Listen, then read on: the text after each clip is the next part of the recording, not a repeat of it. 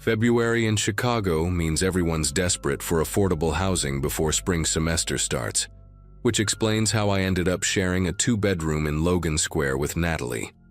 She'd been living there for 3 years already, needed someone to split the rent after her previous roommate got married, and during our first meeting at a coffee shop on Milwaukee Avenue, she seemed perfect. Soft-spoken, worked as a librarian at Northwestern, wore these delicate pearl earrings that reminded me of my grandmother's, and actually offered to take the smaller bedroom since she'd already been paying less. She even brought homemade lemon bars to our meeting, wrapped in parchment paper with a little ribbon. When she mentioned she liked keeping things tidy and preferred quiet evenings, I practically signed the lease right there in the cafe. After 6 months of couch surfing post-breakup, finding someone who valued cleanliness and calm felt like winning the lottery. Moving day went smoother than any roommate situation I'd experienced since college in 2008. Natalie had already cleared out half the kitchen cabinets, labeled them with my name on cute washi tape, and even left a welcome basket on my bed with local takeout menus, a succulent in a hand-painted pot, and a handwritten note about the quirks of the apartment. The radiator in my room clanged at night but worked perfectly. The bathroom door stuck if you didn't lift while closing, and the neighbors upstairs had a beagle named Winston who barked exactly twice every morning at 7. She helped me carry boxes without being asked, made us both green tea when we took a break, and spoke in this gentle voice that never rose above what you'd use in a library. That first week I kept waiting for the catch, for some awful habit to reveal itself. But everything stayed pleasant. We developed an easy routine where she'd make coffee in the mornings while I handled dinner prep, and we'd chat about books or her weird patron stories while cooking. Everything changed on a Thursday night in March, exactly 5 weeks after I'd moved in. I'd been rushing to finish a presentation for work and left my cereal bowl in the sink, planning to wash it after my video call ended. The meeting ran long, almost 2 hours of budget discussions and timeline adjustments, and I honestly forgot about the bowl sitting there with milk residue slowly drying into concrete. When I finally emerged from my room around 8, Natalie stood at the kitchen counter holding a glass of water, staring at that bowl like it had personally insulted her entire family line. Her knuckles went white around the glass, and before I could even apologize, she raised it above her head and slammed it down against the granite counter with this guttural scream that came from somewhere deep in her chest. Glass exploded everywhere, tiny shards catching the overhead light like demented snow, and a piece caught her palm, drawing a thin line of blood that dripped onto the floor. The silence after felt louder than the crash itself. Natalie stood there, examining her bleeding hand with this detached curiosity, like she'd never seen blood before. Then she looked up at me, and her face had already shifted back to that serene expression she always wore, except now blood was pooling in her cupped palm and glass crunched under her slippers as she moved. "I'm so sorry about that," she said in her library voice, grabbing a dish towel to wrap her hand. "Sometimes things just need to break, you understand? Like pressure valves in old boilers, they have to release, or the whole system fails catastrophically." She started picking up the larger pieces with her good hand, humming some melody I didn't recognize, and when I tried to help, she waved me away with the bloody towel. No, this is my mess. But maybe we could both try harder to keep the sink clear? Dried food attracts roaches, and once they establish a colony in the walls, you have to fumigate the entire building." The way she said it, calm and factual, while blood seeped through the towel and glass glittered across our kitchen floor, made every hair on my arms stand straight up. After that night, living with Natalie became like navigating a minefield, where the bombs were invisible and constantly shifting position. Some days she'd be her old self, bringing home pastries from the French bakery down the street, organizing our spice rack by cuisine type, discussing her theory about why mystery novels were actually comfort reading for anxious people. But then I'd commit some unknowable infraction, like leaving my shoes slightly off the mat or using her special olive oil for cooking instead of finishing, and I'd watch her entire body go rigid. She never yelled, which somehow made it worse. Instead, she'd stand perfectly still, jaw muscles twitching, fingers drumming against her thigh in this rapid staccato that sounded like typing on an invisible keyboard. "People don't respect boundaries until they're forced to," she'd say, voice flat as week-old soda. "My mother taught me that when I was 7, right after she made my father sleep in his car for a month because he kept forgetting to use coasters." The comments got progressively stranger as April rolled into May. She'd mentioned casually over breakfast how her previous roommate had moved out for her own good, after Natalie had to teach her about consequences. When I asked what that meant, she just smiled and said some people needed visual aids to learn properly. She started leaving library books on the coffee table, all of them about historical poisonings or famous unsolved disappearances, with specific pages bookmarked and passages highlighted in yellow. One morning I found her in the kitchen at 5 a.m., fully dressed for work, using a meat tenderizer to pound chicken breasts with mechanical precision. "Did you know," she said without looking up, each word punctuated by a wet thud, "that the human skull has approximately the same resistance as a coconut? Learned that from a forensics librarian at a conference in Milwaukee. Fascinating what people study." She kept pounding that chicken until it was basically paste, then calmly scraped it into the trash and left for work without another word. I started spending more time at work, volunteering for late shifts just to avoid the apartment, but that seemed to agitate her more. She'd text me constantly when I wasn't home, always phrased like concerned questions, but with this underlying edge. "Hope you're safe out there. The news said there was an accident on Western Avenue." Then 5 minutes later, "Your bedroom window is open, should I close it?" Then, "That photo on your dresser, is that your sister? She looks just like you." I'd come home to find tiny things moved in my room, nothing dramatic enough to confront her about, but enough to know she'd been in there. My jewelry box shifted 2 inches to the left, my laptop closed when I'd left it open. A single earring moved from one compartment to another. When I bought a doorknob with a lock from Home Depot, she watched me install it from the hallway, arms crossed, saying nothing except, "Locks only work if someone respects them enough not to break down the door." The kitchen table incident happened on a humid Tuesday night that made the whole apartment smell like mildew and old wood. I'd been at my friend Catherine's place until almost midnight, helping her pack for a move to Portland, and came home to find Natalie sitting in complete darkness at our kitchen table. The streetlight outside threw these long shadows across the room, and I could just make out her silhouette hunched over something, her arm moving in deliberate, repetitive motions. The sound hit me before my eyes adjusted, this slow, methodical scraping, like someone filing their nails but deeper, more purposeful. When I flipped on the light, she didn't even flinch. She had one of those expensive Japanese kitchen knives, the kind she'd specifically told me never to touch, and she was dragging it across the wood grain of our table, carving deep gouges that spelled out words I couldn't quite read upside down. Wood shavings covered her lap like snow, and the knife blade caught the light with each downward stroke. "It slipped," she said, not looking up from her work, voice casual, as if she was explaining a spilled cup of coffee. "Been slipping for about an hour now, just back and forth, back and forth. Funny how accidents can be so repetitive." She ran her thumb along the blade, testing its edge, and I noticed she'd carved the word respect multiple times across the table's surface, each version deeper than the last, some letters overlapping into an illegible mess of splintered wood. "Did you have fun with Catherine? I called her roommate earlier just to make sure you were really there. Can't be too careful these days. People lie about the smallest things." She finally looked up at me then, and her pupils were so dilated that her eyes looked completely black, like a shark's.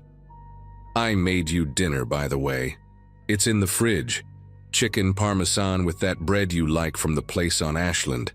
I even used a meat mallet to tenderize it properly this time, not like this morning's practice session." She stood up slowly, wiping the blade clean with the same careful attention someone might use to clean a baby's face, folded a dish towel around it, and placed it back in the knife block.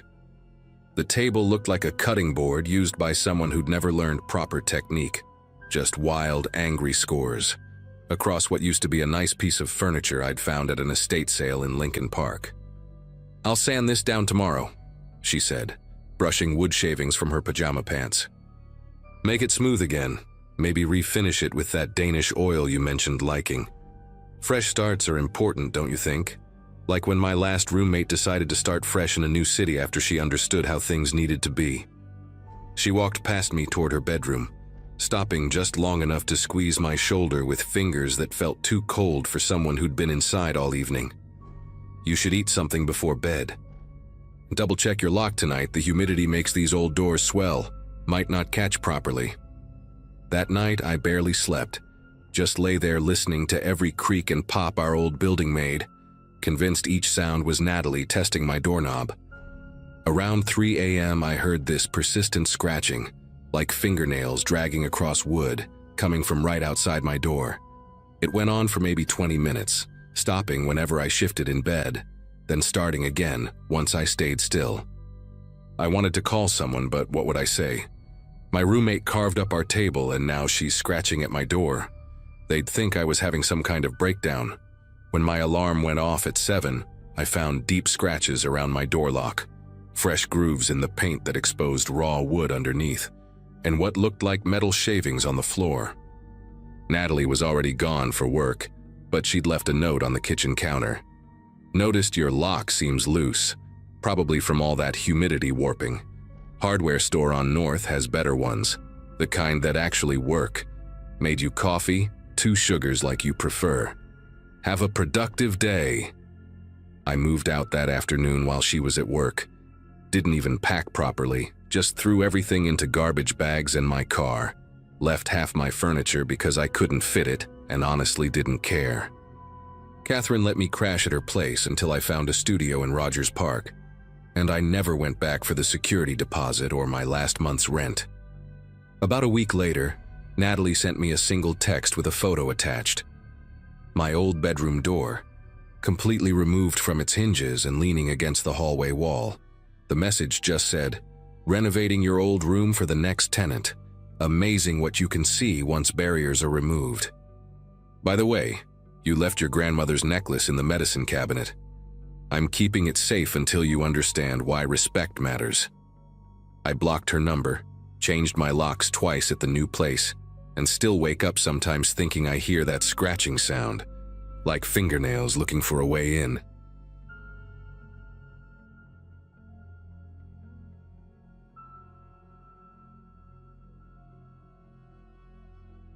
Moving into that apartment on Cedar Street should have been perfect. January in Boston is brutal, and finding a place with reasonable rent and working heat seemed too good to be true. The ad said, "Professional female seeking clean, responsible roommate," and during our video chat, Melissa seemed normal enough. She worked in pharmaceutical research, had a pleasant laugh, and even joked about how her last roommate left dishes in the sink for days. When she offered me the room after just one conversation, saying she had a good feeling about me, I jumped at the chance. My job at the museum had just gone full-time, and after crashing on couches since graduation 5 years earlier, I was ready for stability. The day I moved in, she'd left a welcome basket on the kitchen counter with organic tea, locally made soap, and a handwritten note about keeping our shared space harmonious. Within the first week, I noticed the labels. Every shelf in the refrigerator had one. Every cabinet, too. Not just Melissa and guest, but specific instructions printed on a label maker in tiny, precise font. Dairy products, seal completely after each use, and leftovers, date and consume within 48 hours. And raw meat, bottom shelf only in sealed container. I actually found it helpful at first, coming from places where roommates ate each other's food without asking. Melissa explained she'd had food poisoning once that put her in the hospital for 3 days, nearly caused kidney failure, and ever since she'd been careful about food safety. Made sense to me.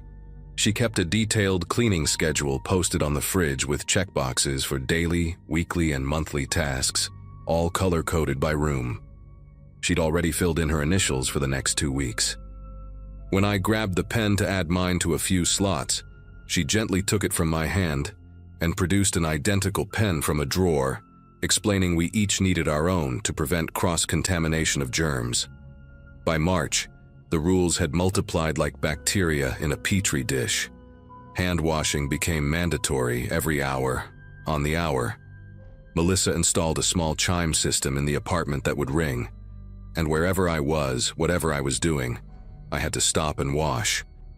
She bought special soap, the medical-grade kind that surgeons use, and demonstrated the proper technique while counting to 20 in her head. The bathroom door had to stay open during washing so she could hear the water running for the full duration. She started timing my showers too, knocking after exactly 7 minutes to remind me that longer exposure to moisture encouraged mold growth in the bathroom. The kitchen sponge got replaced daily, and she began photographing it each night before bed to ensure I hadn't used it incorrectly during the day. She showed me these photos sometimes, zooming in on areas where she claimed to see improper ringing patterns or evidence I'd cleaned the counter in the wrong direction. Her bedroom door had 3 different locks on it by then, and she carried all the keys on a lanyard around her neck, even when she was home. Once I walked past while she was entering and caught a glimpse inside. The room looked like a medical supply closet had merged with a laboratory. Shelves of cleaning products lined one wall, all facing the same direction with labels turned outward. She had what appeared to be an air purifier in every corner, their white noise creating a constant hum that seeped through the walls at night. A desk held several notebooks, their spines labeled with dates, and a laptop connected to what I realized was a camera system. She noticed me looking and quickly shut the door, but not before I saw my own face on the screen, captured from what must have been a camera in the living room. That night at dinner, she casually mentioned she'd installed security cameras for our safety just in the common areas, nothing invasive. She said it while cutting her chicken into perfectly equal squares, each one exactly the same size, arranged in a grid on her plate before she'd take a single bite. The smell incident happened on a Tuesday. I'd made myself a tuna sandwich for lunch, nothing fancy, just something quick between meetings while working from home. Melissa walked in as I was eating at the kitchen table and her whole body went rigid.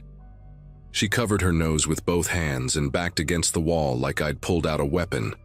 The way she looked at me, eyes wide and glassy, you'd think I was eating roadkill. She started gagging, actually ran to the bathroom, and I heard her throwing up. When she came back, pale and shaking, she had a printed sheet in her hand. New rule, effective immediately. No fish products in the apartment, ever. The smell, she explained, could permeate the air filtration system and trigger her migraines. She made me throw out the sandwich, the rest of the tuna, even the mayo because it had been contaminated by proximity. Then she supervised while I scrubbed the table with 3 different cleaners, opened every window despite it being 40 degrees outside, and ran the kitchen fan for 6 hours straight. After that, the food rules became a minefield I couldn't navigate. No garlic, onions, or anything from the allium family. No fermented foods because they indicated bacterial growth. No reheating takeout because restaurants couldn't be trusted to follow proper safety protocols. She started inspecting my groceries when I brought them home, checking expiration dates with a magnifying glass, questioning the storage temperature of the store I'd shopped at, once throwing away a whole bag of apples because one had a tiny brown spot that she said indicated widespread cellular decay. She began sending me articles about foodborne illnesses at all hours, with subject lines like, "This is why we check dates," and "Woman dies from unwashed lettuce, please read." My phone would buzz at 2, 3 in the morning with links to medical journals about parasites found in improperly stored grain products. She'd quiz me about them the next day, standing in my doorway with her arms crossed, asking if I'd understood the severity of the risk I was bringing into our home. I started getting sick on a Wednesday morning in April. Nothing dramatic at first, just a wave of nausea that hit while I was brushing my teeth. I figured it was stress, maybe lack of sleep from tiptoeing around the apartment like I was defusing a bomb. But then came the dizziness, strong enough that I had to grab the bathroom counter to stay upright. My mouth tasted like copper pennies, and my stomach cramped hard enough to double me over. Melissa heard me dry heaving and appeared in the doorway, keeping a careful distance of at least 6 feet. She didn't offer help or ask if I was okay. Instead, she pulled out her phone and started recording, narrating in a flat voice about contamination protocols and documenting the time and my symptoms. She said I'd probably eaten something improper, that this was inevitable given my casual approach to food safety.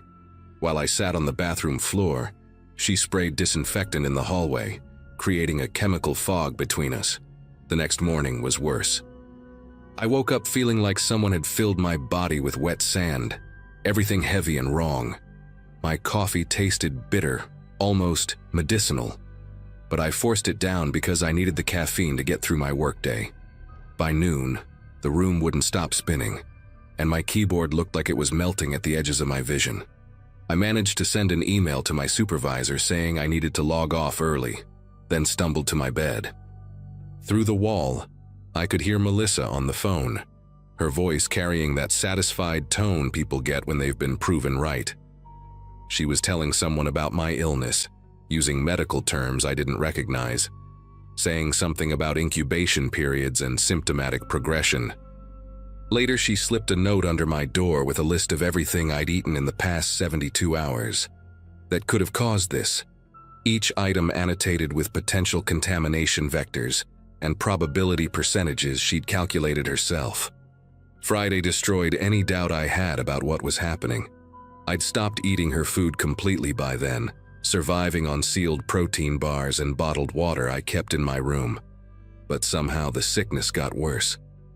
My joints ached like someone was driving needles through them, and my skin felt too tight for my body. I dragged myself to the kitchen around midnight for some crackers, moving slow to avoid waking her. The apartment was dark except for a strip of light under Melissa's door. As I reached for my crackers box, I noticed my water bottle from earlier sitting on the counter. I specifically remembered leaving it in my room. The cap was on, but the safety seal I'd made with tape was broken. My heart started pounding so hard I thought it might crack my ribs.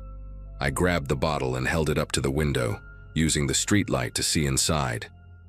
There, swirling at the bottom like tiny ghosts, were white particles that definitely hadn't been there before. I heard her door open before I saw her. She stood in the hallway, backlit so I couldn't see her face, just her silhouette in those medical scrubs she wore as pajamas. Neither of us moved for what felt like hours but was probably seconds. Then she spoke, her voice calm and measured like she was explaining something obvious to a child. She said I was contaminating the environment, that my presence was a bacterial hazard, that she'd been documenting everything for weeks. The way I breathed wrong, spreading germs, how I walked, stirring up dust particles. My very existence in her space was an infection that needed to be treated. She had notebooks full of evidence, she said, photos of every surface I'd touched, samples of my hair she'd collected from the shower drain, detailed logs of my bathroom habits. She'd calculated the exact rate at which I was deteriorating the apartment's sterility. Her voice never changed pitch, never showed emotion, just delivered this information like she was reading a grocery list while I stood there holding that bottle with whatever she'd put in it. She took a step forward, and I saw her face clearly for the first time in days. Her eyes had dark circles so deep they looked bruised, and her lips were cracked and bleeding at the corners from constant washing and sanitizing. She told me she'd been trying to help me understand through progressive intervention, small doses of Ipecac in my coffee to induce mild nausea, hoping I'd connect it to my poor hygiene habits. Activated charcoal mixed into my water to absorb the toxins she believed I was spreading. She'd researched everything carefully, she assured me, keeping the doses just below dangerous levels.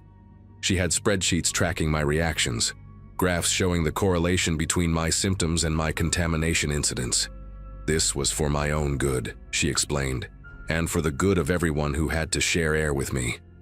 Her hands shook as she talked, not from fear, but from exhaustion.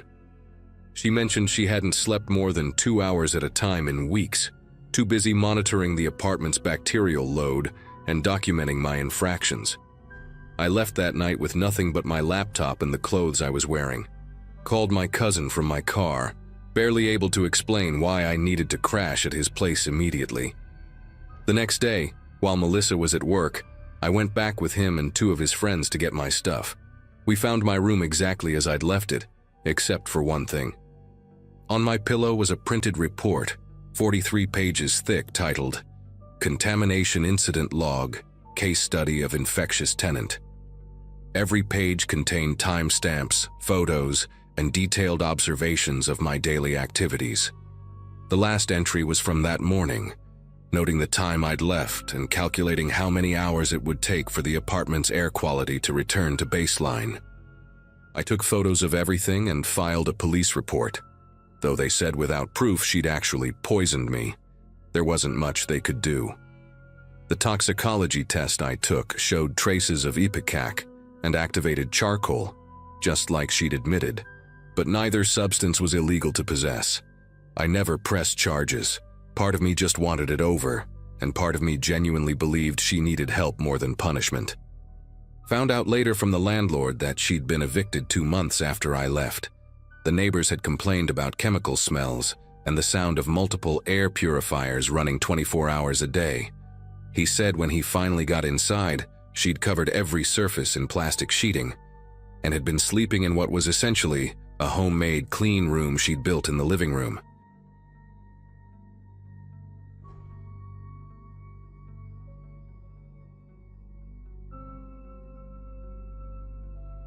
Finding a decent room in Denver during the spring of 2022 was about as likely as snow in July, especially with my budget stretched thinner than dollar store toilet paper. After crashing on couches for 2 months following a messy breakup, I jumped at the Craigslist ad for a furnished bedroom in a 2-story house near Colfax Avenue.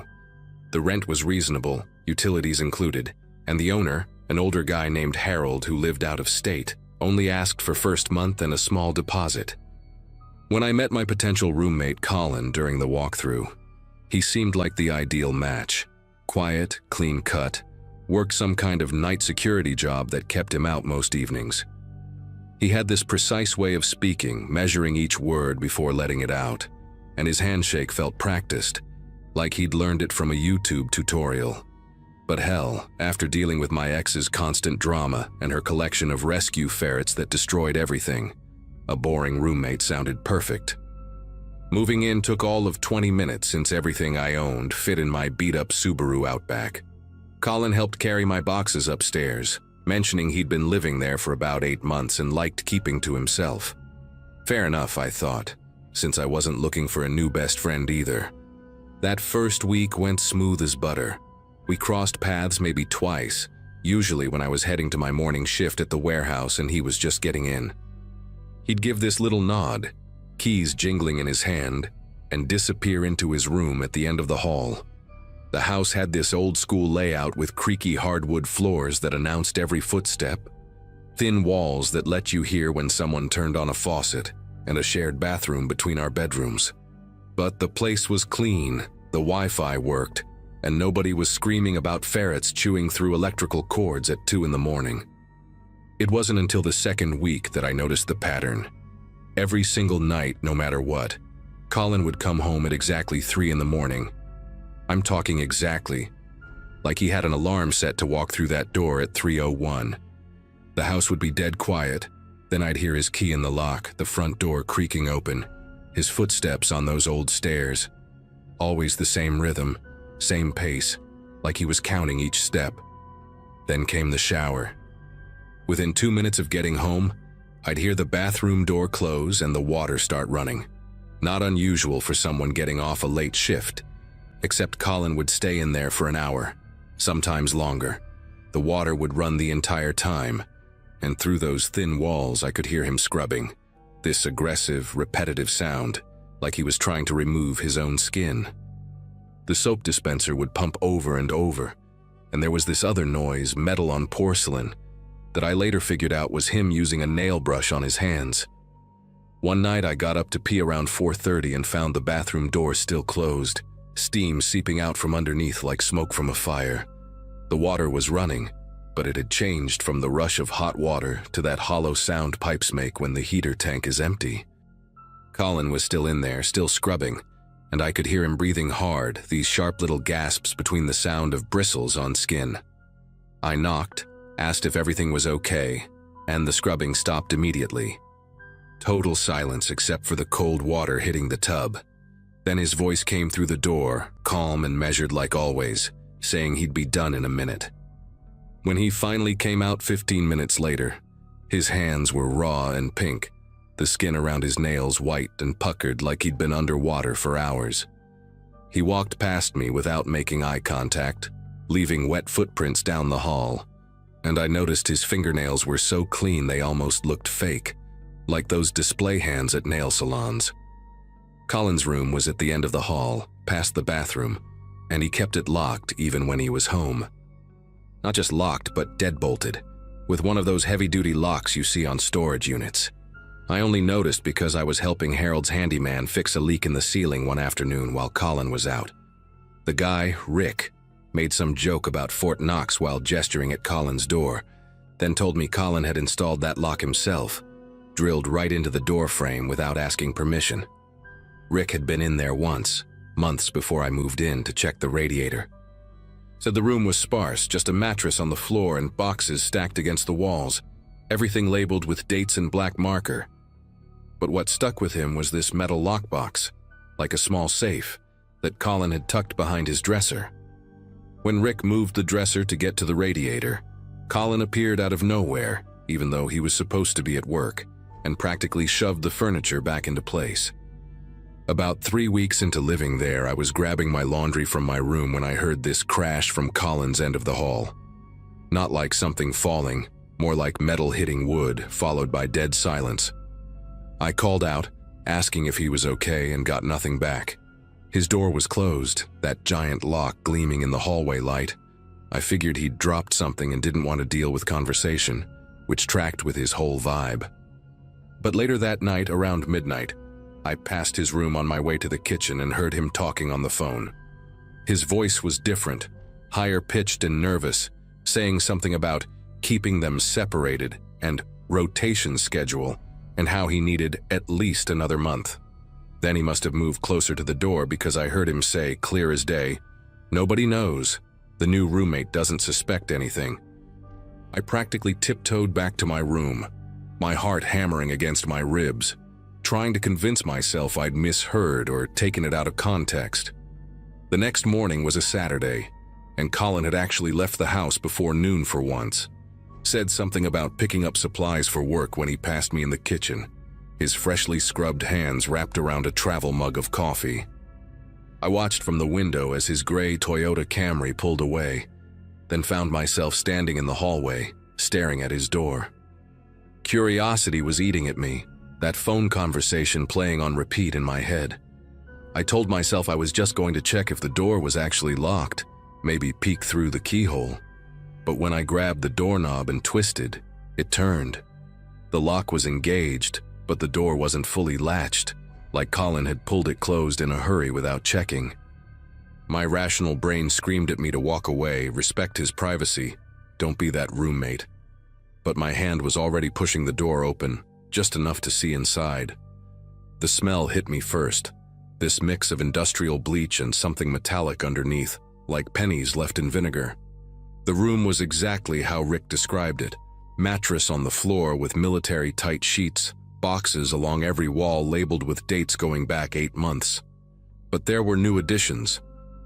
A folding table in the corner held cleaning supplies arranged like surgical tools, bottles of bleach, hydrogen peroxide, rubbing alcohol, boxes of latex gloves, and nail brushes still in their packaging. The dresser had been pulled out slightly from the wall, and I could see the edge of that metal lockbox behind it. Without thinking, I stepped into the room, the floorboards creaking under my weight. The box was heavier than it looked, maybe 40 pounds, and when I tried to shift it, something inside moved with a dull thud, like a bowling ball rolling in slow motion. There was a padlock on the front, one of those expensive ones that probably cost more than our monthly utilities.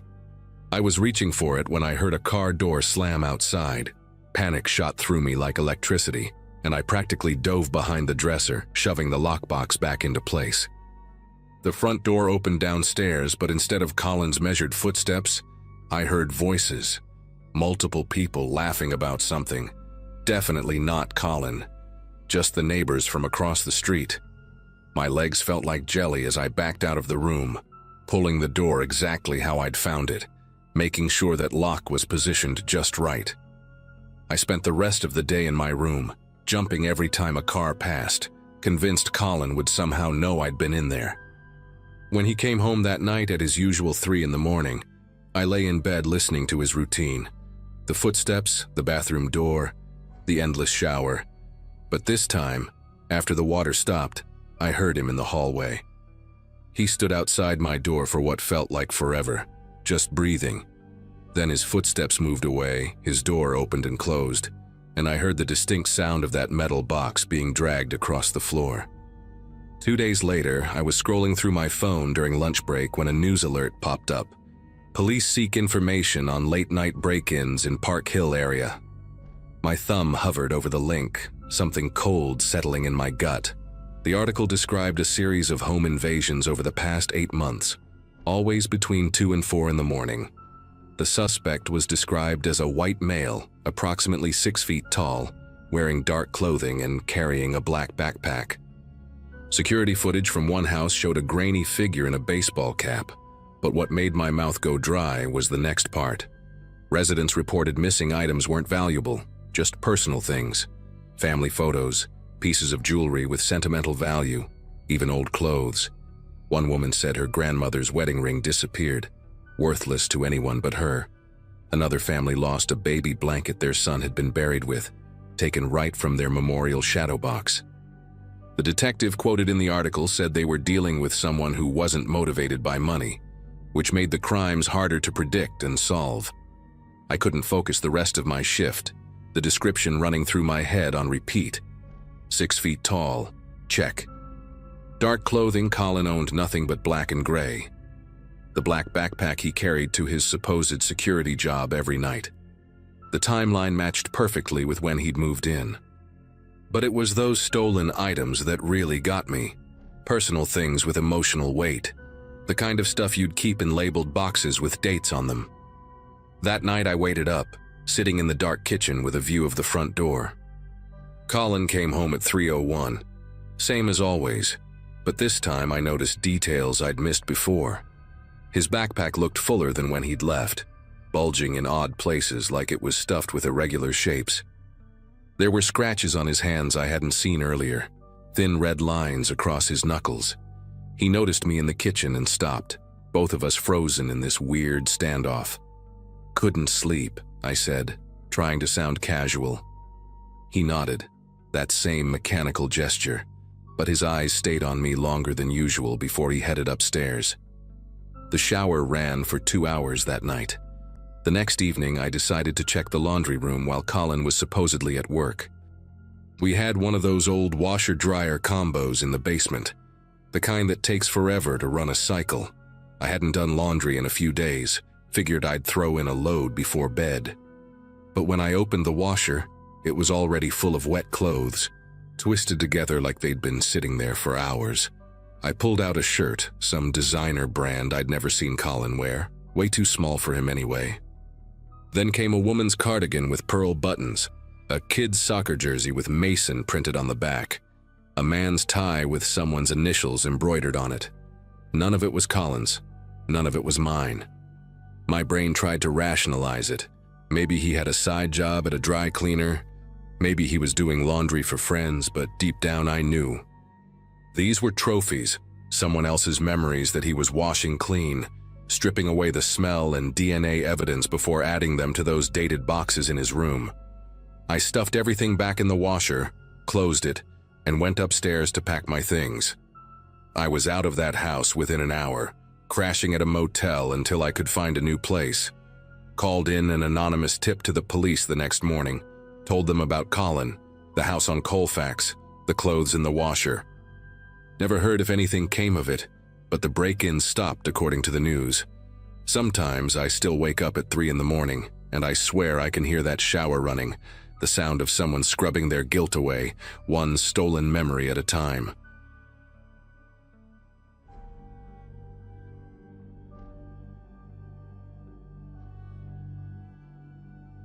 Community college wasn't glamorous, but it was all I could afford while waitressing nights at a diner off Highway 99.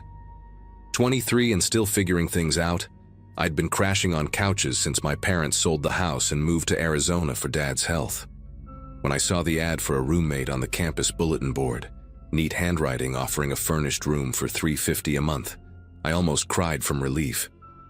The girl who answered my call sounded professional, maybe a few years older than me, introducing herself as Veronica. She worked in medical billing, she said, and just needed someone quiet and clean to help with rent. We met at a coffee shop near campus that same week, and she brought a folder with apartment photos, utility breakdowns, even a suggested chore schedule typed up and laminated. Veronica had this way of making everything seem easy, like she'd already solved problems I hadn't even thought of yet. She wore business casual even on a Saturday, her auburn hair pulled back in a low bun that never seemed to have a single strand out of place. While I fumbled with my backpack, spilling pens everywhere, she calmly helped me gather them up, sliding a lease agreement across the table with highlighted sections for my convenience. The apartment was in a converted Victorian near downtown, nothing fancy but clean, with tall windows that actually opened, and a clawfoot tub that she'd already stocked with those expensive bath salts from the organic store. She even offered to wait on the security deposit until I got my next paycheck, writing up a little payment plan on letterhead she'd designed herself. Moving in felt like winning some kind of adult lottery, finally catching a break after months of everything going wrong. The first month was perfect, almost suspiciously so now that I think about it. Veronica had this whole system for everything, colored bins for recycling, a shared calendar on the fridge with our work schedules, even a little basket by the door where we'd sort mail. She taught me her filing method for important documents, insisting I keep my social security card and birth certificate in the fireproof safe she'd bought for us to share. When I mentioned struggling with my statistics homework, she connected me with a tutor from her office, some guy named Brandon who charged half the going rate. She'd cook extra portions of her meal prep on Sundays, leaving containers with my name written in her perfect cursive. My co-workers at the diner kept saying I looked healthier, more put together, and they were right. Having stability, having someone who seemed to genuinely care about organizing life's chaos, it changed everything. Small things started going missing in November, though I didn't connect them at first. A credit card offer I'd been expecting never showed up, but junk mail still arrived daily. My phone bill came 3 days late with a past due notice, even though I always paid through autopay. Veronica was sympathetic, helping me call customer service while she worked on her laptop beside me, her fingers flying across the keyboard as she did her medical coding. She even offered to add me to her family phone plan to save money, pulling up spreadsheets showing how much I'd save annually.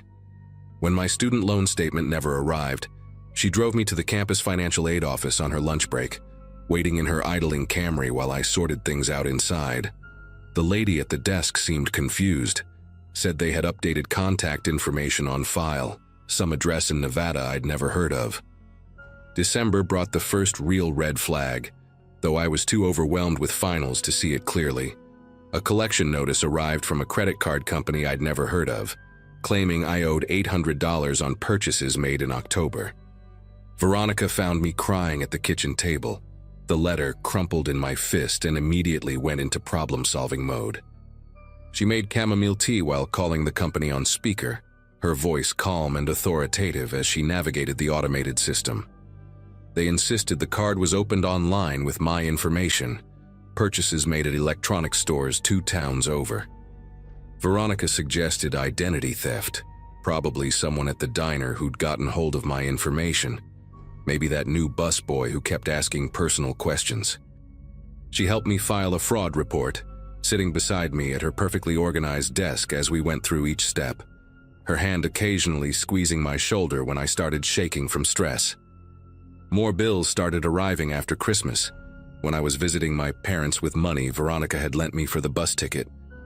A gym membership downtown charging $70 monthly. Some meal delivery service sending invoices for $200 worth of organic smoothies, even a subscription to 3 different streaming services I'd never signed up for. Each time I called to dispute them, they had my social security number, my birth date, even knew my mother's maiden name. Veronica started a spreadsheet to track everything, color-coded by company and date, staying up late to help me write dispute letters. She bought a paper shredder for the apartment, insisted we destroy anything with personal information, even old grocery receipts. When I couldn't make rent in March because my bank account had been mysteriously frozen, she covered me without hesitation, waving off my tears with promises that we'd figure it out together. The breaking point came in April, when I decided to apply for a second job at a bookstore near campus. They ran a background check and called me 2 days later, the manager's voice careful and uncomfortable. There were 6 credit cards in default under my name, 2 car loans I'd supposedly walked away from, even an eviction from an apartment complex in Reno that I'd never stepped foot in. My credit score had dropped to 420, making me essentially unemployable anywhere that handled money. I sat in my car after that call, staring at the rejection email they'd sent as a follow-up, when something clicked about the Nevada addresses. Veronica had mentioned once that she'd lived in Reno before moving here. Something about her ex-boyfriend being trouble, needing a fresh start.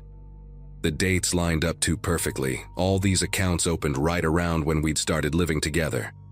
When she'd helped me organize all my documents in that fireproof safe, only she knew the combination to. I drove home early from my shift at the diner that night, telling my manager I had stomach problems, which wasn't entirely a lie given how nauseous I felt. Veronica's car wasn't in the driveway, and her bedroom door was cracked open for once. She usually kept it locked, respecting privacy, she'd always said, but the wood had swollen from spring rain and hadn't latched properly. Her room was meticulously organized like everything else in her life, but her desk drew my attention immediately. 3 monitors set up like some kind of command center, the middle one still glowing with an Excel spreadsheet. As I got closer, my legs feeling disconnected from my body, I could read the column headers. Full name, SSN, DOB, mother's maiden, current balance.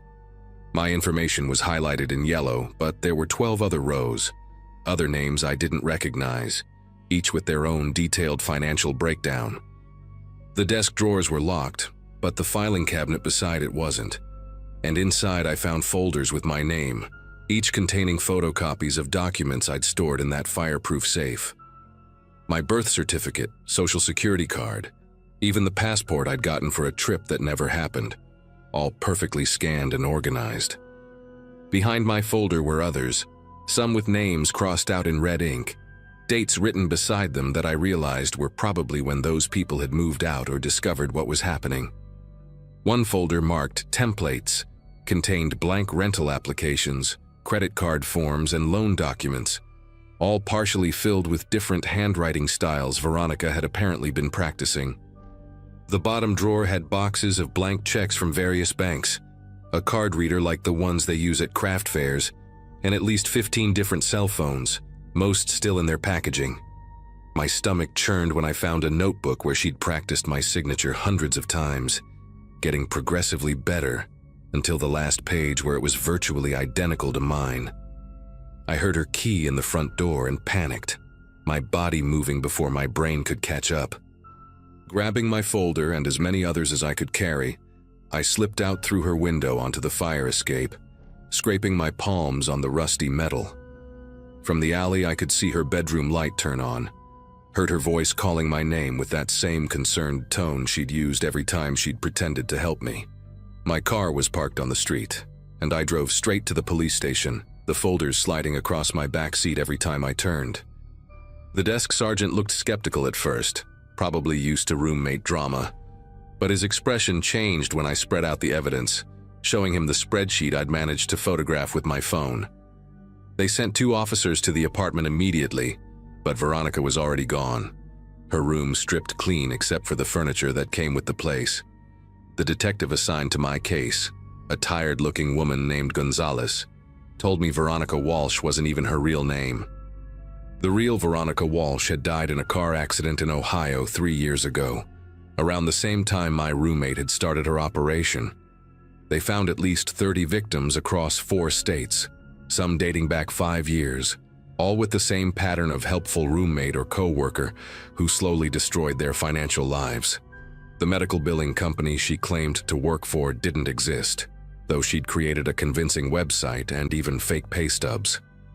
Detective Gonzalez helped me file all the paperwork for identity recovery, a stack of forms that took 3 hours to complete, but she warned me it would take years to fully clean up my credit. The other victims they contacted had similar stories, all mentioning how genuinely caring she'd seemed, how she'd go out of her way to help with problems she was secretly creating. I moved back in with my parents after that, taking online classes to finish my degree while working at a call center that didn't require credit checks. Every piece of mail still makes my pulse race, wondering if it's another surprise bill or collection notice from something she opened months ago. The FBI got involved eventually, adding her to some kind of financial crimes database, but they never caught her. Sometimes I Google the names she's used, looking for new victims, warning others on forums or social media, but she's too smart to use the same identity twice. Last week I got a postcard from Seattle with no return address, just a photo of the Space Needle, and 2 words in that perfect cursive handwriting I'd once found so reassuring. Take care. I gave it to the detective, but we both knew she was probably 3 states away by the time it arrived, setting up her next helpful roommate situation, organizing someone else's documents in a new fireproof safe.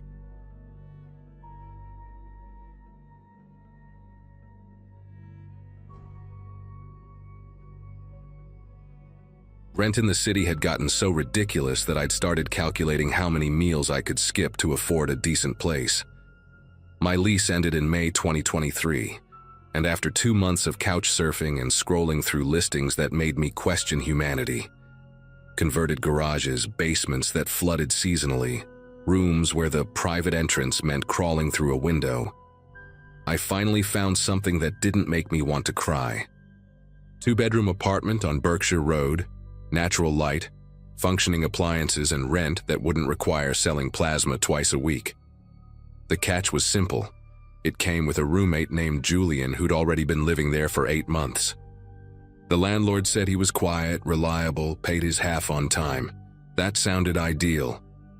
I'd graduated with my communications degree back in 2021, spent the last couple years working at a marketing firm downtown, and honestly just needed a stable address while I figured out if this job was actually leading somewhere, or if I was just too scared to admit I'd made the wrong choice. Julian answered the door on move-in day, wearing sweatpants and a Pearl Jam shirt so faded the logo had nearly disappeared. Early 30s maybe. Dark hair buzzed short, pale skin that suggested he rarely saw daylight. He had this smile that seemed calculated, like he'd practiced the exact right amount of friendliness without overdoing it. Polite but distant, the kind of expression you'd give a bank teller. He helped me carry boxes up the stairs without being asked, which I appreciated. But between every trip, he'd wipe his hands on his pants like the cardboard texture bothered him more than it should. When we finished, he made coffee and walked me through the apartment's quirks with unsettling precision. The thermostat needed to be held at a 45-degree angle to register. The bathroom sink drained slow, so never fill it past halfway. The kitchen window stuck at a specific point, so forcing it might crack the frame. He listed everything like he was reading from a maintenance manual he'd memorized. Then, while rinsing out his mug, he mentioned almost casually that he'd been doing anger management therapy for about a year now. Breathing techniques, weekly sessions, journaling, all that stuff. He said it the same way someone might mention they'd started going to the gym. I told him that was good, really good, and tried not to let my expression change because honestly, everyone's working through something. The first week felt normal enough, or at least what I'd expected from living with a stranger. Julian kept to himself mostly, spending long stretches in his room with the door closed, only emerging for food or to use the bathroom. He worked from home doing something with data analysis. I never got the full explanation and didn't push for one. We developed this unspoken rhythm where we'd nod at each other in the hallway, maybe exchange a few words about groceries or whose turn it was to take out the trash, then retreat back to our separate spaces. He kept the shared areas obsessively clean, which I appreciated at first. The kitchen counter always gleamed. Dishes never sat in the sink for more than an hour. Even the living room couch cushions stayed perfectly aligned. I figured he just had high standards for cleanliness. Then on a Wednesday evening, I'd made myself dinner and left my coffee mug on the counter while I went to grab my phone from my room. I couldn't have been gone more than 3 minutes. When I came back, Julian was standing in the kitchen, holding the mug with both hands, staring at it like it had personally insulted him. His jaw was clenched so tight I could see the muscles working beneath his skin, and his breathing came in short, controlled bursts through his nose. He didn't acknowledge me at all, just set the mug down in the exact center of the drying rack with deliberate precision, then walked to his room and closed the door hard enough that the frame shook. I stood there for a solid minute, trying to process what I'd just witnessed. The whole interaction had lasted maybe 15 seconds, but left this uncomfortable weight in the air, like the moment after someone narrowly avoids a car accident and everyone's still processing how close it came. I picked up the mug and put it away in the cabinet, then spent the rest of the evening in my room wondering if I'd somehow violated some unspoken rule I didn't know existed. Maybe he'd had a bad day. Maybe the therapy wasn't working as well as he'd hoped. I convinced myself it was a one-time thing, just stress bubbling over in a weird way. People have off days. The next morning he acted completely normal, made small talk about the weather while we both grabbed breakfast, even laughed at some stupid joke I made about the news. I relaxed. Then that evening I left the bathroom light on by accident after brushing my teeth. And when I came back 10 minutes later, the bulb was unscrewed and sitting on the counter, and Julian's door was closed again. No explanation, no confrontation, just the removed bulb as evidence that I'd done something wrong. I screwed it back in and made a mental note to be more careful, but this uneasy feeling had started settling into my chest, this awareness that I was being watched and evaluated in ways I couldn't predict or understand. The incidents escalated in frequency, but never in any pattern I could map out. A cabinet door I'd left slightly ajar would be slammed shut hard enough that I'd hear it from my room, followed by complete silence. The television remote would disappear from the coffee table where I'd left it, only to reappear days later in the exact same spot, as if testing whether I'd notice or say something. One morning I found all the kitchen chairs pushed in at perfect 90-degree angles to the table, even though I'd left one pulled out the night before, when I'd gotten up for water. Julian never mentioned any of it. He'd pass me in the hallway with that same rehearsed smile, ask how work was going, comment on the weather forecast like we were neighbors making pleasant conversation over a fence. But I'd started noticing things about him that I'd missed initially. The way his fingers would drum against his thigh in rapid succession when he thought nobody was watching. How he'd pause mid-sentence sometimes and stare at a spot on the wall like he was fighting to stay present in the conversation. The fact that he always positioned himself in rooms so he could see the exits. The apartment began to feel like a stage where we were both performing normalcy, while something ugly festered underneath. I started keeping my bedroom door locked constantly, even when I was just going to the kitchen for 30 seconds. It felt paranoid, but the alternative, leaving my space unguarded, felt worse. Then came the night that changed everything. I'd gone to bed around 11, exhausted from a long day of pointless meetings and client emails that could have been texts. I'm normally a heavy sleeper, the kind of person who could sleep through a freight train passing 6 inches from my head. But around 2 in the morning, I woke up to a sound that my brain couldn't immediately identify. A rhythmic thumping, like someone beating a rug or hammering something soft. I lay there in the dark, disoriented and trying to convince myself I'd imagined it, when I heard what sounded like wood splintering, followed by a low guttural sound that might have been words, but came out too strangled to understand. My heart started pounding in that sick, heavy way where you can feel it in your throat and behind your eyes. I grabbed my phone and used the flashlight to navigate to my door, unlocked it as quietly as possible, and eased it open just enough to see into the living room. What I saw didn't make sense at first, like my brain refused to assemble the image into something coherent. The coffee table was flipped on its side. One of the chairs from the kitchen lay in pieces near the television, and Julian sat cross-legged in the center of the room in complete darkness, his back to me, shoulders rising and falling with deep, deliberate breaths. He wasn't moving otherwise, just sitting there like a statue, and in the faint light from the street lamps outside, I could see he was staring at the broken chair with this intense focus, like if he looked away it might reassemble itself or vanish entirely.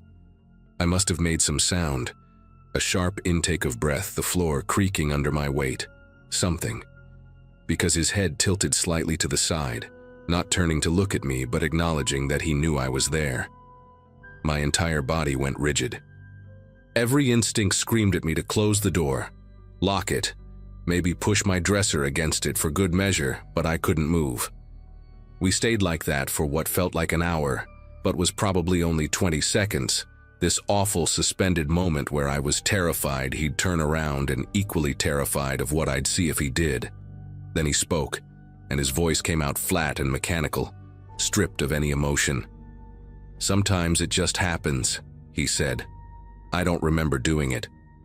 One second I'm fine, the next everything's broken and I'm sitting here trying to figure out what triggered it." He still hadn't looked at me.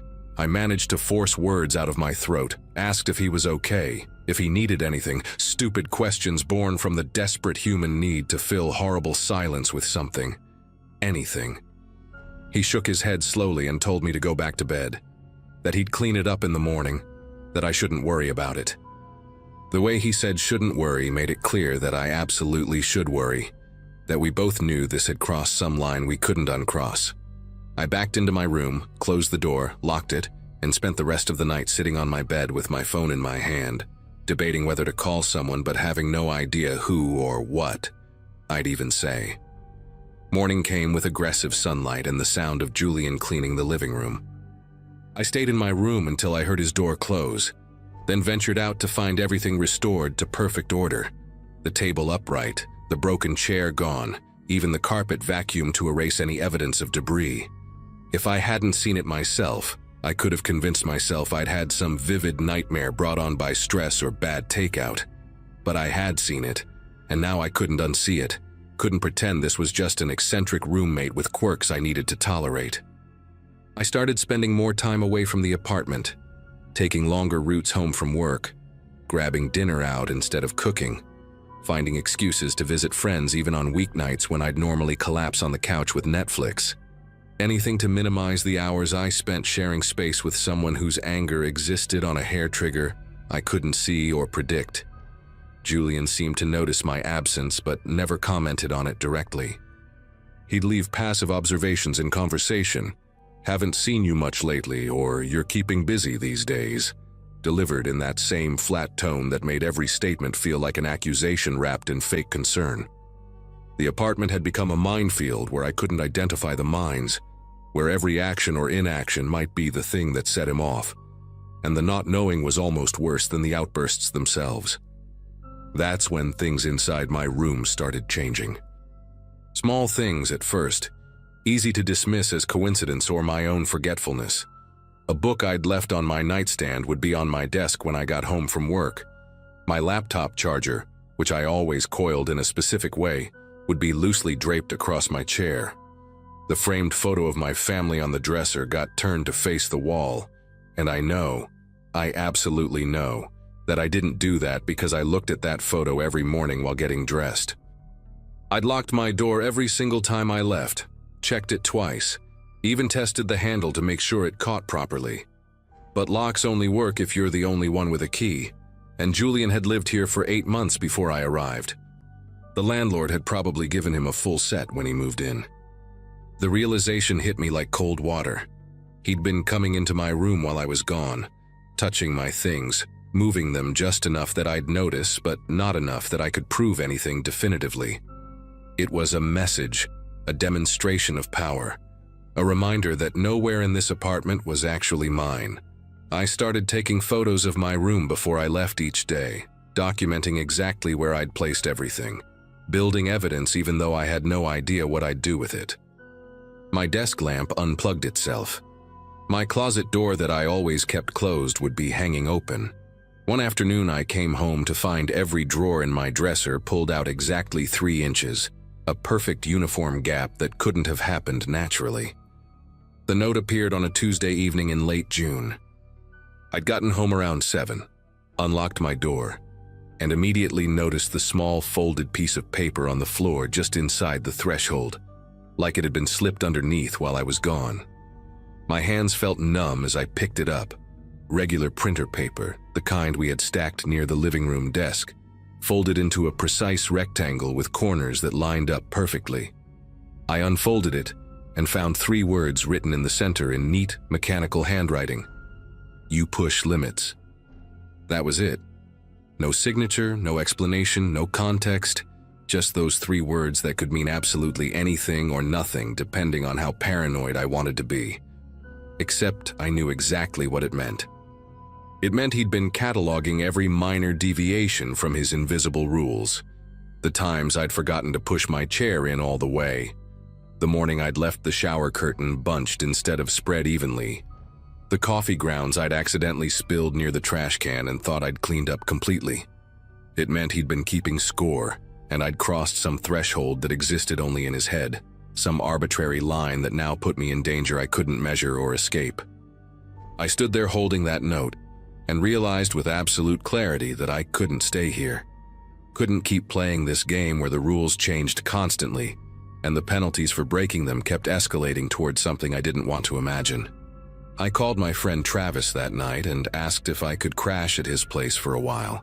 Gave him some vague explanation about roommate issues that he didn't push me on because he could hear the urgency in my voice. The next day, I took a sick day from work and moved most of my essential stuff out while Julian was gone. Clothes, laptop, important documents, anything I couldn't afford to lose or have damaged. I left the furniture and the smaller items because I didn't have time for multiple trips and didn't want to be there when he got back. I thought about confronting him, maybe leaving my own note explaining that this wasn't working out. But every scenario I played out in my head ended with him standing too close to me in the hallway, breathing that controlled way, asking me to explain exactly what I meant by my complaints. The idea made my chest tighten. I left my key on the kitchen counter next to a brief text I'd sent the landlord about breaking the lease early, willing to lose my deposit and probably get sued if it meant getting out safely. As I loaded the last box into my car, I looked up at the apartment window and saw the curtain move slightly. Just a small shift in the fabric that could have been wind or could have been Julian watching me leave. I didn't wait to find out which. The landlord called me 3 days later, irritated about the sudden departure, but more concerned about Julian, who'd apparently had some kind of episode after I left. A neighbor reported hearing crashes and yelling, and when the landlord went to check on things, he found Julian in the middle of another destructive spiral. Holes punched in walls, the bathroom mirror shattered, furniture overturned in ways that suggested pure rage rather than calculated intimidation. The landlord had to call the police and Julian got taken somewhere for evaluation. Mandatory this time instead of voluntary. Turned out his anger management therapy had been court-ordered after an incident at his previous apartment, something involving a former roommate and property destruction that had nearly turned into assault. The landlord admitted he'd known about it but figured everyone deserved a second chance, that Julian had seemed stable when he'd signed the lease. I didn't know whether to feel vindicated or just exhausted. Part of me felt guilty for abandoning the situation, like maybe if I'd handled things differently or been more patient, it wouldn't have escalated. But the rational part of my brain knew that wasn't my responsibility, that I'd done exactly what I needed to do to protect myself from someone whose problems were way beyond anything I could fix or manage. I never went back to that apartment, never tried to retrieve the stuff I'd left behind. Travis let me stay on his couch for 6 weeks until I found a new place, a studio apartment with no roommates and a lock that only I had keys to.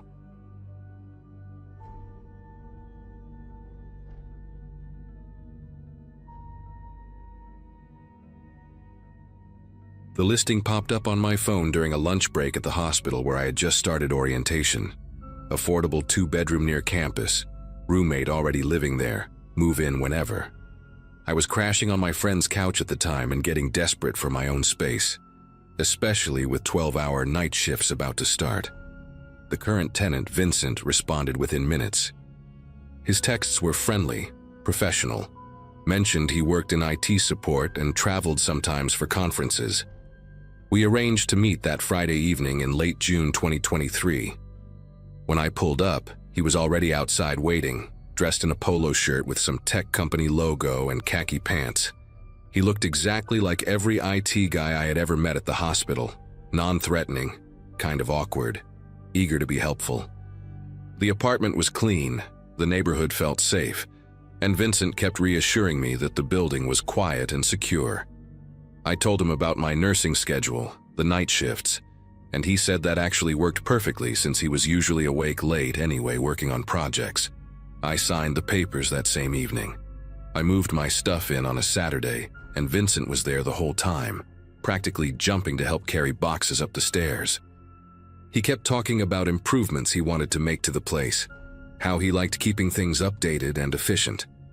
The next day, Sunday afternoon, he showed up at my bedroom door holding a shopping bag from Best Buy. He had bought smart bulbs for the hallway in my room, plus this sleek little Wi-Fi extender that he said would boost the signal on my side of the apartment. There was also a smart speaker for the living room. He explained it would all help lower our electric bill and make things more convenient, especially for me coming home at odd hours from the hospital. Vincent set everything up himself, handed me his tablet to download the control app, and walked me through connecting each device. He positioned the extender right outside my bedroom door, angled toward the hallway. When I asked if he needed one for his side too, he laughed and said his room already had great signal. He demonstrated the voice commands, the dimming features, how I could set schedules for when I wanted lights on or off. It felt generous, honestly, like he was trying to be a good roommate and make me comfortable in a new place. The first week passed without incident. I worked my shifts, came home exhausted, and barely interacted with Vincent beyond polite greetings in the kitchen. He kept odd hours himself, often still awake when I dragged myself through the door at 7 in the morning. The smart bulbs were actually pretty convenient. I could turn off all the lights from my bed using my phone, which beat stumbling around in the dark. But then weird things started happening, small things that I tried to brush off as coincidence or technical glitches. The hallway light would turn on by itself around 3 in the morning, the exact time I usually got up to use the bathroom during my sleep. The first time it happened, I figured maybe I had set some kind of automatic timer and forgotten about it. The second time, I checked the app and there was no schedule programmed. The third time, I mentioned it to Vincent while making coffee, and he acted concerned, said sometimes the sensors could be finicky, offered to look into it. He messed with his phone for a minute and said he reset something. The lights stayed off for 2 nights after that. Then it started happening again, but worse. The smart speaker in the living room would activate at random times, that little light ring glowing blue like it was listening, even though nobody had said the wake word. I would be lying in bed trying to sleep after my shift, and I would hear that soft chime it made when turning on, coming from the other room. One morning around 9, when I should have been deep asleep, the speaker suddenly started playing music. Nothing I had ever listened to, some instrumental jazz that I definitely had not requested. I got up, annoyed and disoriented, and told it to stop. When I checked the app history later, it showed no record of any command being given. Vincent was supposedly at work, or at least his bedroom door was closed and his car was gone. That afternoon, when he got home, I brought it up again. Tried to keep my tone casual and not accusatory. He frowned, said maybe the speaker was picking up commands from a neighbor's unit through the walls, suggested we change the wake word to something more unique. We changed it together, standing in the living room, and he seemed just as puzzled and frustrated as I felt. Part of me wondered if I was being paranoid, if working night shifts was messing with my head and making me imagine problems that were not really there. But then my phone started doing this thing where it would randomly try to connect to a Bluetooth device I had never seen before. The name was just 2 letters and a number, VK47, and it would pop up in my available devices list at the strangest times. Always when I was home, always when I was in my bedroom. The first few times I saw it, I ignored it. Figured it was someone else's speaker or headphones in a nearby apartment. Except it only appeared when I was inside my room, never in the living room or kitchen, and definitely not when I was at work. One night after my shift, around 8 in the morning, I was getting ready for bed and noticed that VK47 was showing as available again. I was curious, maybe stupidly so, and I tried to connect to it just to see what would happen. My phone immediately said connection failed, like whatever device it was had rejected the pairing request. I sat there staring at my screen, and then it hit me. V and K were Vincent's initials. Vincent Kowalski, I remembered from the lease papers I had signed. My stomach twisted. Why would his device only show up when I was in my bedroom? And why would it be discoverable at all if he was not trying to connect to something? I did not confront him right away. Instead, I started paying closer attention to everything. The smart bulb in my bedroom had this tiny LED indicator light on the base, barely noticeable unless you were looking for it, and I started noticing that sometimes it had this faint red glow instead of the normal white standby color. It was subtle, easy to miss, and it only happened during certain hours, specifically the hours I was supposed to be asleep. I tested it one day, pretended to go to bed at my usual time after a shift, lights off, door closed. But I stayed awake watching that bulb from under my covers. Around 30 minutes after I turned everything off, that little indicator shifted from white to red. My heart started pounding. I grabbed my phone and opened the smart bulb app, checked every setting I could find, but there was nothing that explained the color change. The app showed the bulb as off, inactive, not recording any activity, but that red light was definitely there, barely visible in the darkness, like a tiny eye watching me. I got up, unscrewed the bulb from the fixture, and examined it under my desk lamp. That was when I saw it, a seam in the plastic casing that did not look factory standard, almost like the bulb had been opened and reassembled. My hands were trembling as I grabbed a small screwdriver from my desk drawer and carefully pried the casing apart. Inside, nestled between the LED components and the circuit board, was a tiny camera module. It was smaller than my thumbnail, with a pinhole lens pointing directly outward, exactly where the bulb would have been facing my bed when screwed into the ceiling fixture. There were wires soldered onto the existing circuitry, clearly added after manufacturing, and a micro SD card slot on the side of the camera unit. I felt like I might throw up. This was not some malfunction or glitch or paranoia from working too many nights in a row. Vincent had physically modified this bulb, put a camera inside it, and installed it in my bedroom. He had watched me get ready for bed, watched me sleep, recorded God knows how many hours of footage without my knowledge or consent. The red indicator light was probably the recording status, active only during the hours when he knew I would be unconscious and vulnerable. My entire body went cold, then hot, then cold again. I wanted to scream, to march into his room and throw the dismantled bulb in his face, but I forced myself to think clearly. If I confronted him now, what would stop him from deleting evidence, from claiming I was crazy, from making this situation even more dangerous? Instead, I took photos of everything. The camera module, the wiring, the SD card slot, the modified casing. I used my phone to document every angle, making sure the images were clear and detailed. Then I carefully reassembled the bulb, screwed it back into the fixture, and left my bedroom exactly as it had been. My shift started in 6 hours, but there was no way I could sleep now. I sat on my bed, door locked, trying to figure out what to do next. Calling the police felt like the obvious choice, but I had no idea what kind of evidence they would need, or how long an investigation might take. I thought about my lease, about the fact that my name was on legal documents tied to this apartment and this man. I thought about Vincent coming home from work, realizing I had discovered his camera, and what he might do if he felt cornered. Every sound in the apartment made me jump, the refrigerator humming, the air conditioning kicking on, footsteps from the unit above. Around 3 in the afternoon, I heard his keys in the front door. He was home early. I stayed in my room, heart hammering, listening to him move around the living room, heard him call out asking if I was awake. I did not answer. After a few minutes, his footsteps stopped right outside my bedroom door. I watched the doorknob, half expecting it to turn even though I had locked it. He knocked, soft and polite, asked if everything was okay. I forced my voice to sound normal, said I was just tired and trying to sleep before work. He said okay, told me to let him know if I needed anything, and walked away. I waited until I heard his bedroom door close before I moved. My shift was not for another few hours, but I called my supervisor and said I had a family emergency, needed to leave town immediately. She was understanding, told me to take care of myself and let her know when I could come back. Then I called my friend Jessica, the one whose couch I had been sleeping on before this nightmare, and asked if I could stay with her for a few days. She heard something in my voice and did not ask questions, just said to come over whenever.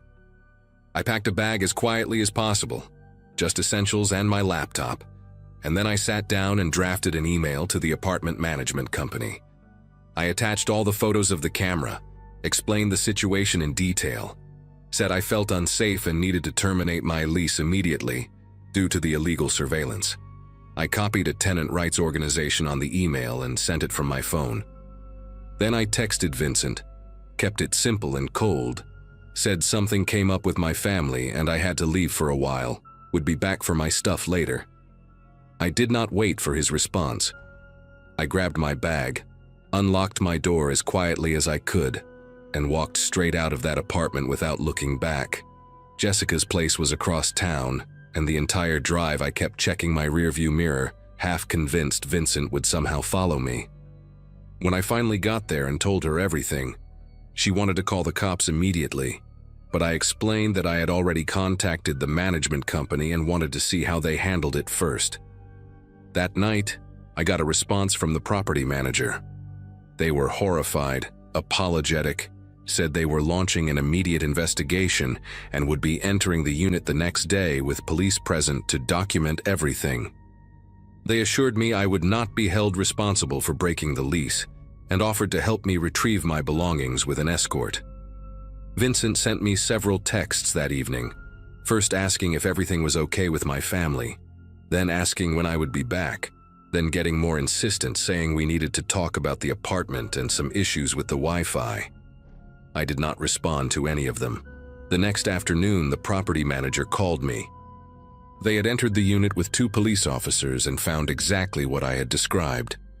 Vincent had been there when they arrived, and according to the manager, he initially tried to claim the camera was for security purposes, that he was worried about break-ins. The officers were not buying it. They confiscated the bulb, his laptop, and several other devices as evidence. 2 days later, a detective contacted me to give a formal statement. She was patient and professional, walked me through everything that had happened from the day I moved in. Turned out Vincent had done this before, not in that specific apartment, but in a previous living situation about 3 years earlier in San Antonio. That case had been settled quietly, some kind of plea deal that kept it off his record in exchange for counseling and probation. The detective told me that this time, with the physical evidence and my documentation, they had enough to charge him with illegal surveillance and potentially stalking. The SD card in the camera had over 40 hours of footage, all of it recorded during my sleep hours, all of it focused on my bed. She did not go into detail about what was on the recordings, and I did not ask because I genuinely did not want to know. Vincent was arrested and released on bail, but he was not allowed to return to the apartment. The management company formally evicted him and changed all the locks. They offered to let me move into a different unit in the building at no cost, but I could not imagine staying there, could not imagine walking past that building ever again without feeling sick. I ended up finding a studio apartment on the other side of town, more expensive than I wanted but worth it for the peace of mind. It took me weeks to feel comfortable sleeping in my own space again. I would wake up multiple times during the day, convinced I heard something, convinced someone was watching. I checked every light fixture, every outlet, every smoke detector for hidden cameras. Jessica stayed with me the first few nights, and honestly, I do not know what I would have done without her. Vincent tried to contact me once through a restricted number, left a voicemail saying he wanted to explain, that I had misunderstood the situation, that he never meant to hurt me. I saved the voicemail and forwarded it to the detective. His trial is set for next year, and I will have to testify, which I am dreading but also determined to do. The apartment complex settled with me out of court for failing to properly screen their tenants, which helped cover my moving costs and therapy bills. I still work night shifts at the hospital, still come home exhausted, but now I live alone and I keep my phone next to me at all times. I do not use smart bulbs anymore, do not have any smart devices in my apartment at all. Every single light is analog, every lock is manual, and I check them all twice before I try to sleep. People ask me sometimes why I'm so paranoid about technology now, and I just tell them I prefer to keep things simple. I do not usually share the full story because it feels too invasive, too violating, like giving away pieces of an experience that already took too much from me. But I wanted to post this here because if anyone else ever feels like something is off with their roommate, with their living situation, with devices that do not act right, trust that feeling. Document everything. Get out safely. You are not paranoid, and you are not imagining things. Sometimes the danger is real, and it is living right down the hall.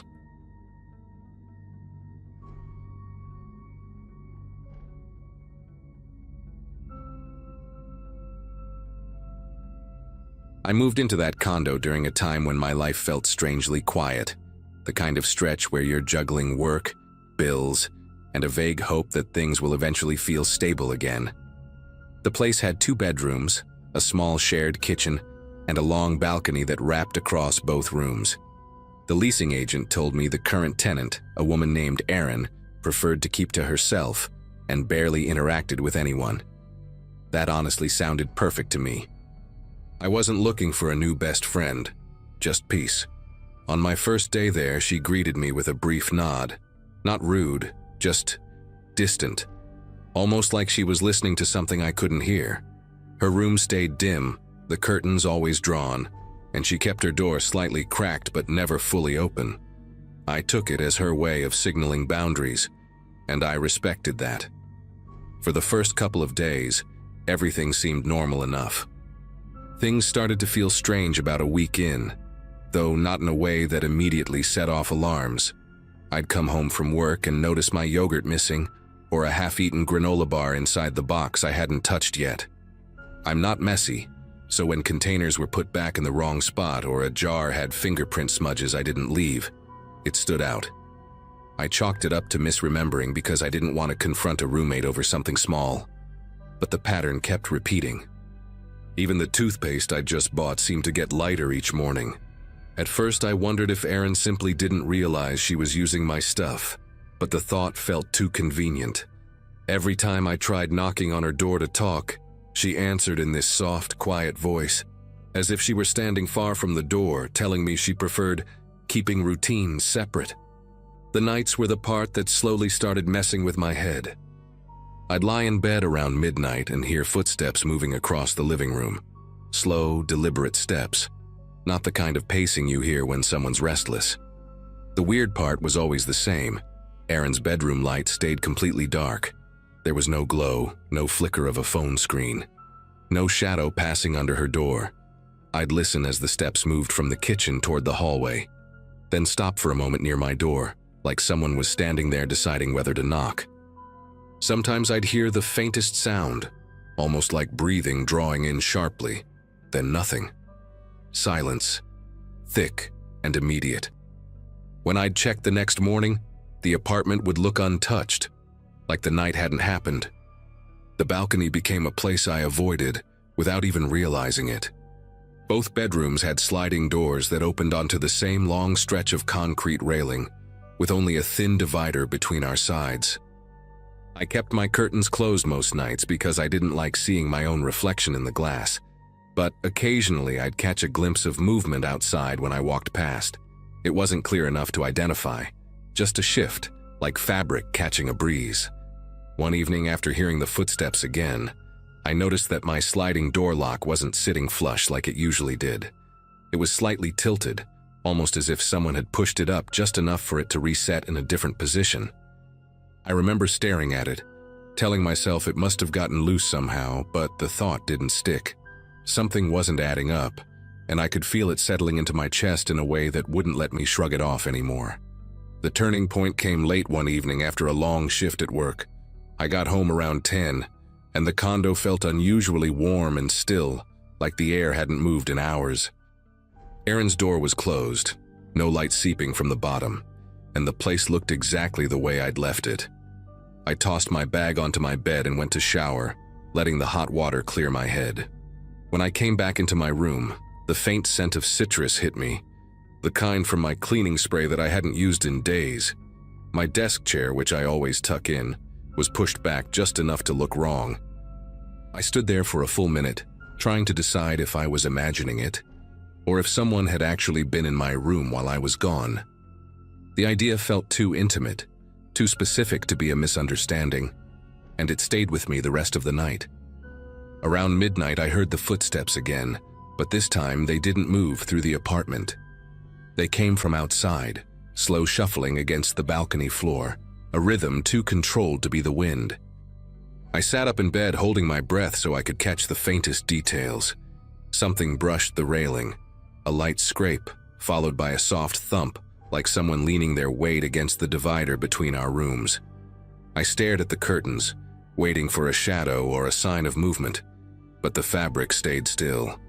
The only thing that shifted was the lock on my sliding door, rattling once, barely audible but impossible to miss.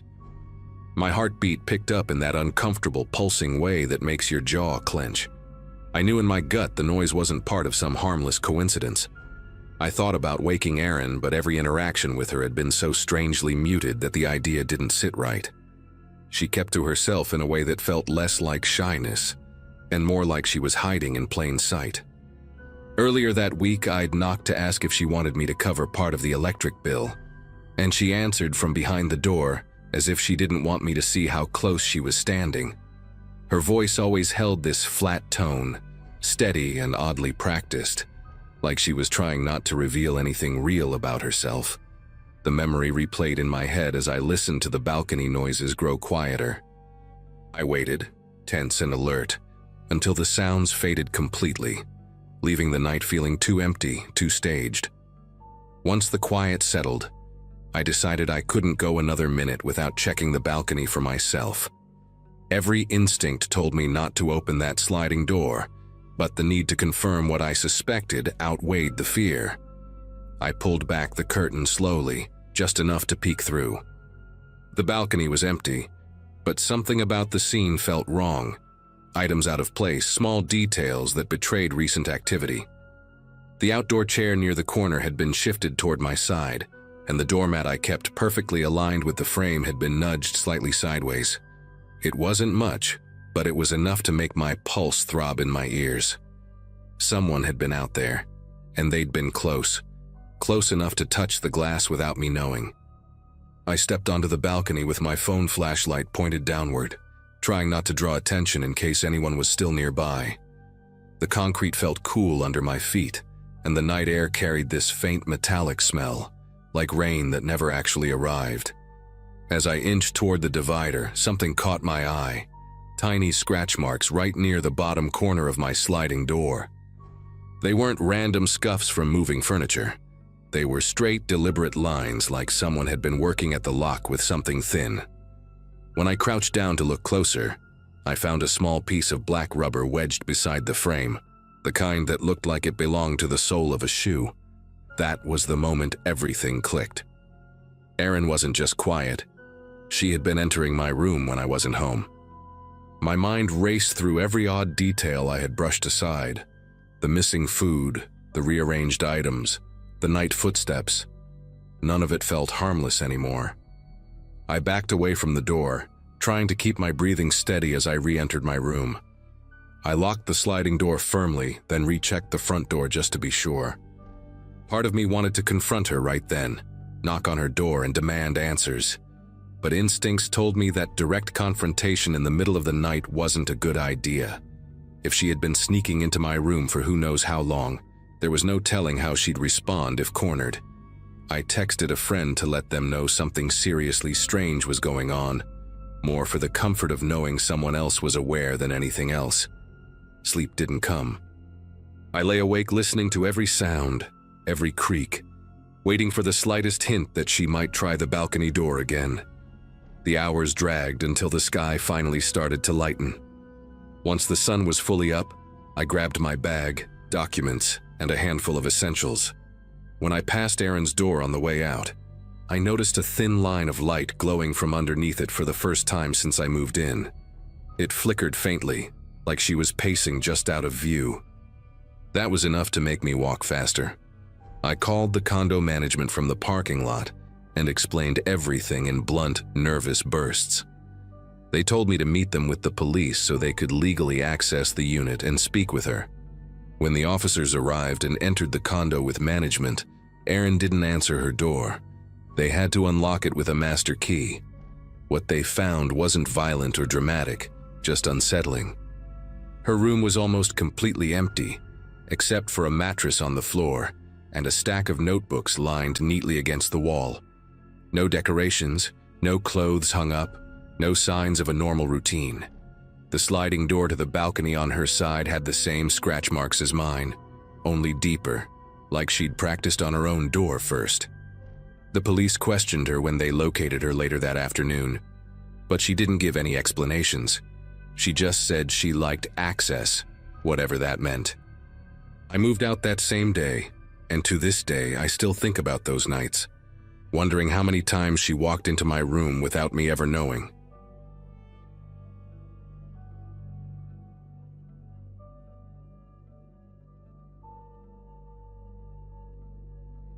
The year I moved into that old split-up house, I felt like I was finally catching a break after months of bouncing between expensive rentals.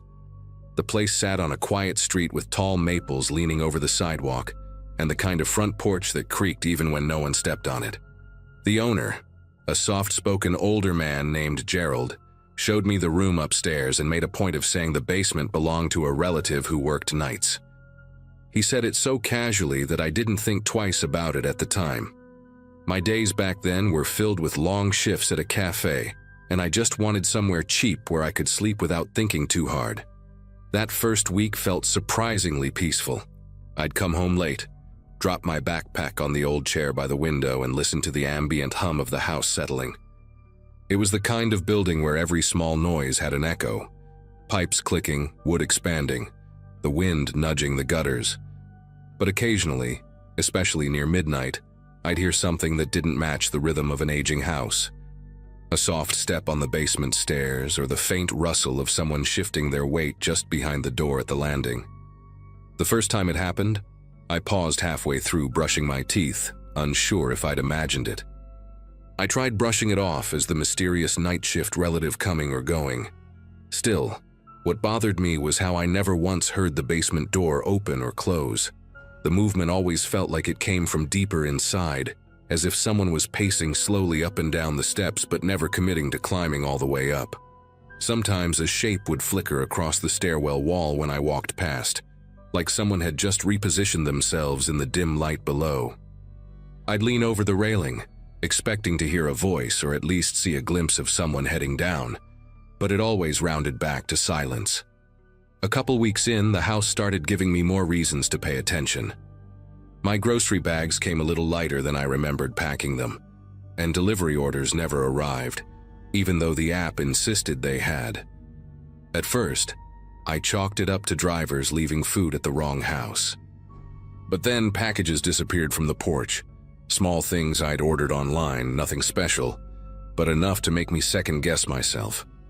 One evening, after another missing delivery, I decided to get one of those cheap plug-in cameras people use as doorbells. I wasn't expecting much from it. I just wanted proof that my stuff wasn't magically vanishing into thin air. The camera was tiny, barely bigger than a key fob, but the live feed worked better than I expected. I pointed it toward the porch, angled enough to catch the basement door at the side of the house. That same night, while I sat on my bed folding my uniform shirt, my phone buzzed with a motion alert. I figured it was a raccoon or maybe a late delivery driver turning around, but when I opened the feed, I saw someone walking straight toward the basement door. The porch light barely reached that part of the house, so the person looked more like a shifting outline than anything else. Still, what caught my attention was the way they moved. Steady, deliberate, like they knew exactly where they were going. Curiosity pushed me to turn up the phone brightness and squint. The stranger wasn't Gerald, and definitely not anyone I'd seen entering the house before. They wore a hood pulled low and carried something small in their right hand. A second later, they slipped a key into the basement lock and eased the door open. Not once did they look around, which made the whole thing feel rehearsed. The door shut behind them without a slam, just a muted click that I wouldn't have heard without the camera's mic. I waited for them to come back out, expecting the alert to go off again, but an hour passed with nothing. The next morning, I tried bringing it up casually with Gerald while he watered the plants near the driveway. He kept his attention on the soil, answering in short, clipped phrases, acting like he had somewhere to be. When I mentioned someone using a key to get into the basement, he stopped moving entirely. I watched him press his thumb into the dirt a little too hard before muttering something about a cousin stopping by. The explanation didn't really fit, especially since he avoided eye contact the rest of the conversation. When I headed inside, I caught a glimpse of the basement door again, and for the first time, I noticed deep scratches around the handle, light, uneven claw-like marks I hadn't seen before. That night is when everything spiraled. My shift ended early, and I got home before sunset, hoping the extra daylight would make the house feel less eerie. I warmed some leftover pasta, sat at the little desk in my room, and tried to relax, but the camera kept popping in my mind. Eventually, I opened the feed, expecting nothing but an empty porch. Instead, the screen showed movement near the basement door again. It was the same hooded stranger, but this time, instead of heading straight inside, they stood still for several seconds, facing the house. Not toward the street, toward my bedroom window upstairs. Watching that figure stare toward my window sent a rush of heat through my chest. I leaned back instinctively, even though I knew they couldn't see me from that angle. The stranger shifted slightly, as if listening to something only they could hear, then turned and unlocked the basement door again. Before stepping inside, they paused and lifted their head just a little, almost like they were checking the second floor for movement. The camera mic picked up a faint scraping noise, metal brushing metal, right before the door closed behind them. I sat there for a long moment, unsure what to do, until the porch camera flashed a second alert. The alert wasn't from the basement door this time. It was from the walkway leading to the backyard. Someone else was back there, moving with a different gait, quicker and less careful. I tapped into the feed and saw Gerald walking with a flashlight, sweeping it across the fence as if he were searching for something. He didn't look toward the basement once. He didn't even seem aware someone had entered minutes earlier. His flashlight beam jerked around like he was looking for an animal that escaped. When he finally headed inside through the kitchen door, everything went still again. I sat with my phone in my hand, debating whether to call someone or pretend I hadn't seen any of it. Whatever courage I had left pushed me downstairs. I kept the phone in recording mode, not to document anything, but because holding it made me feel less alone. The house was quiet except for a faint rhythmic thump coming from the basement, like someone shifting boxes or dragging something across the concrete floor.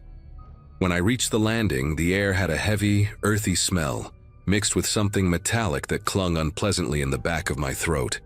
I stood there, listening, telling myself I'd knock once and then run back to my room if anything answered. But before I raised my hand, the sound stopped completely. Not gradually, instantly.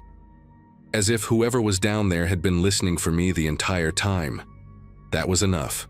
I went back upstairs, grabbed my backpack, and left the house without turning off the lights.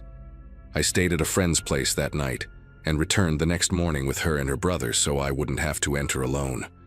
When we arrived, the porch looked exactly the same, except the basement door was wide open. No sign of forced entry, no sign of Gerald. The inside of the basement smelled like dirt and old fabric, but it was empty. Completely empty. No furniture, no tools, not even dust patterns where boxes might have been. Just a bare concrete room with a single key left in the middle of the floor. I packed the rest of my things in under 15 minutes and never stepped inside that house again. I still don't know who that person was or why they had access to the basement, but I haven't ordered a single delivery to my home since.